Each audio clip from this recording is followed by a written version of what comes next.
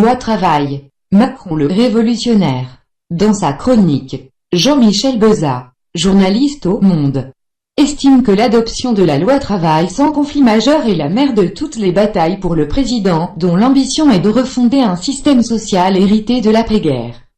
Chronique. L'affaire est entendue. Emmanuel Macron veut faire la révolution.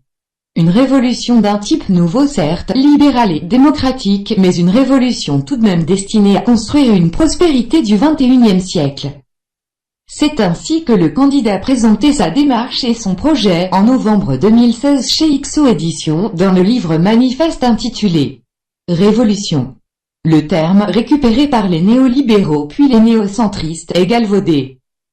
Un mot magique censé indiquer la bonne direction et la bonne action, note le philosophe Pierre-André Taguieff dans Macron. Miracle ou Mirage, publié le 30 août aux éditions de l'Observatoire, 368 p. 18 €. Va pour la révolution. Après tout, le plus jeune président de la Ve République, 39 ans, a promis de briser les rentes de situation et de libérer les énergies. Il veut notamment transformer et en priorité un modèle social qui n'en est pas un à ses yeux tant il bride les talents et laisse d'exclus au bord du chemin. Le voilà aujourd'hui qui doit monter sur la première barricade, celle de la réforme du Code du travail sur laquelle son gouvernement planche et consulte depuis 3 mois. On en ignore encore la version finale, dévoilée jeudi 31 août, mais on en connaît la philosophie.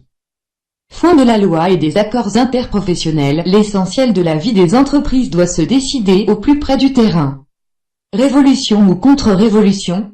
A-t-on bien mesuré l'ambition de M. Macron? Au-delà de la loi travail, elle est ni plus ni moins de refonder un système social hérité de l'après-guerre.